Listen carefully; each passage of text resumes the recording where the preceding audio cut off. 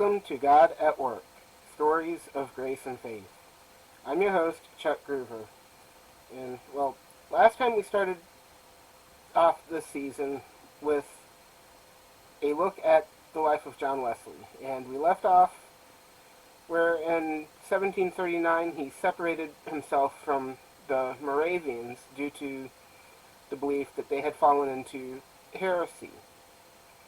And it was actually due to this split that Wesley eventually formed what was to become the Methodist Church, then known as the Methodist Society in England. From this point on, Wesley and the Methodists basically faced persecution from clergy and magistrates for a number of reasons, such as while Wesley was an ordained Anglican priest, many of the other Methodist leaders weren't. And Wesley also flaunted many regulations of the Church of England regarding parish boundaries and who actually had the authority to preach. They were denounced as spreading strange doctrines and causing religious disturbances as blind fanatics, leading people astray, claiming miraculous gifts, attacking the clergy of the Church of England, and trying to reestablish Catholicism. Wesley, on the other hand, felt that the Church failed to call sinners to repentance, that many of the clergy were corrupt, and that people were perishing in their sins. And thus, he was commissioned by God to bring about revival in the Church.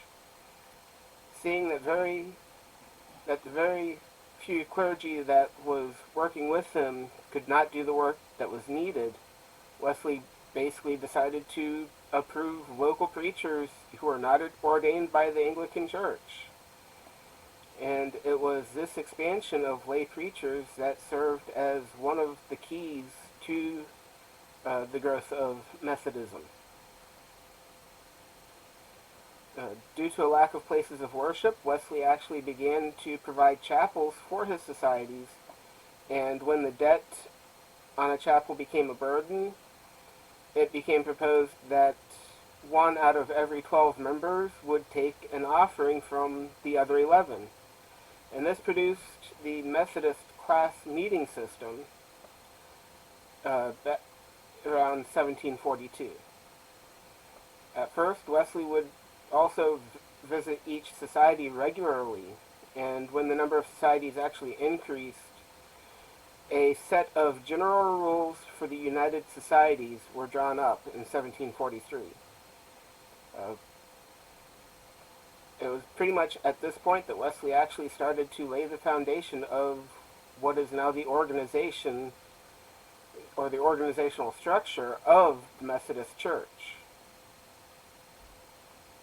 As the number of Methodist preachers and preaching places increased, the need for doctrinal and administrative matters to be discussed arose, and in 1744, John, along with his brother Charles, and 4 other clergy and 4 lay preachers met for consultation.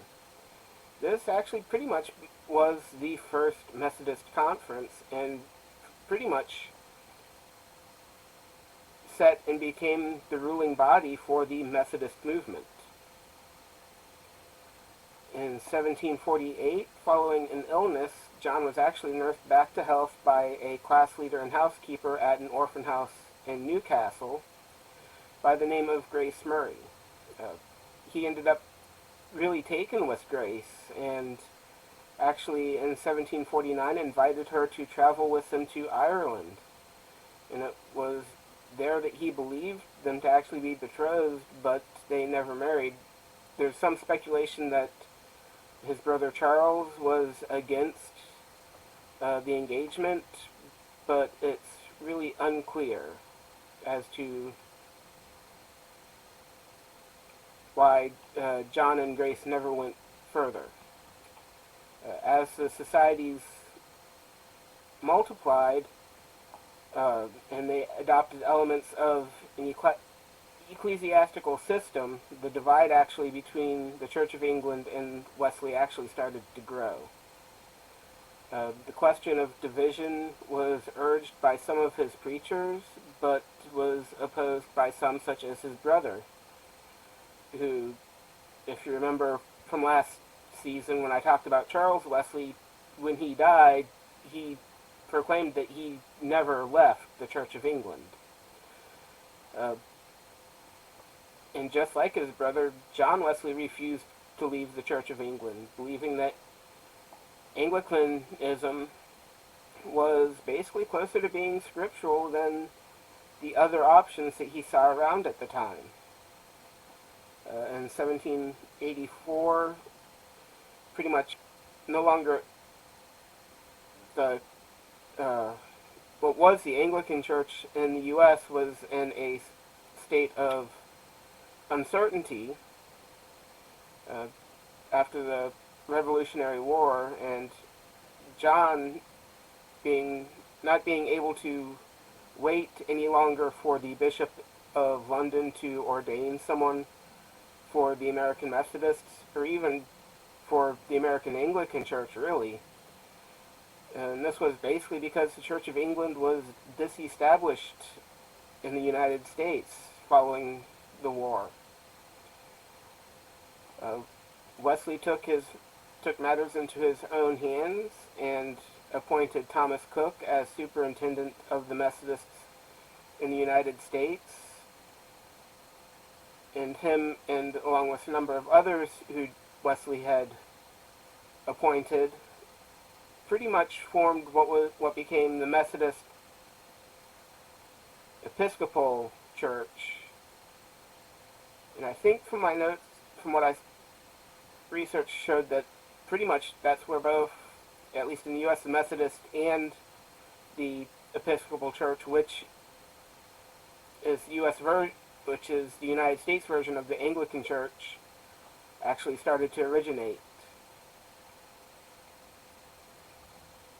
His brother Charles was actually alarmed by these ordinations and actually begged John to stop before he actually burned bridges with the Church of England.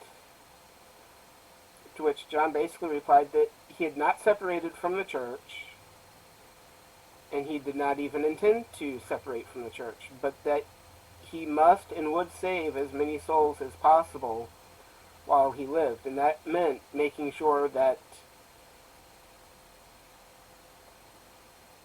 there were basically Methodist preachers here in the States.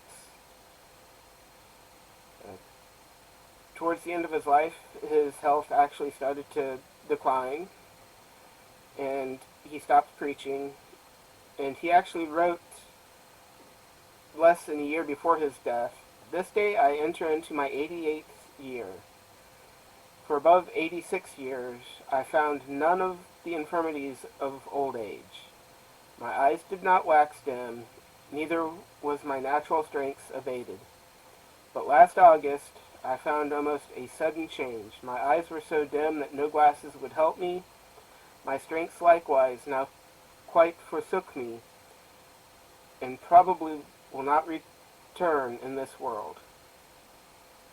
Later on March 2nd of 1791, at the age of 87, John Wesley passed away, where basically some of his last words were to friends gathered around him as he lay dying. It was said that he basically grasped their hands and said, "Farewell, farewell," and then repeated later on twice, "The best of all is God is with us."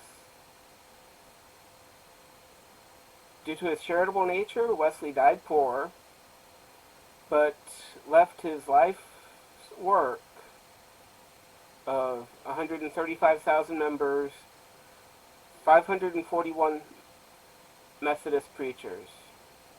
And it was basically said, when John Wesley was carried to his grave, he left behind him a good library of books, a well-worn clergyman's gown in the Methodist Church. So that's a wrap-up of the life of John Wesley. Again, This is Chuck Groover, and I'll have a link to the references in the notes. There's a lot of the stuff goes a lot deeper than what this podcast would do. So I just ask you to go check it out if you're interested in learning more about John Wesley or even the Methodist Church. But again, this is Chuck Groover on John Wesley and the Methodists, and that's God at Work. God at Work, Stories of Grace and Faith, is brought to you by Becoming God's Man Ministries, and is written and produced by Charles Groover. If you have any questions, comments, or stories of how God has worked in your life that you would like to share, you can contact us at stories@godatworkpodcast.com or by leaving a voicemail or texting 727-315-0830. If you would like to support God at Work or Becoming God's Man Ministries, you can find out how by going to either godatworkpodcast.com or becominggodsman.com. Opening theme is Fine Line, and closing theme is Airline, both by Geographer and obtained from the YouTube audio library. And as always, thank you for listening.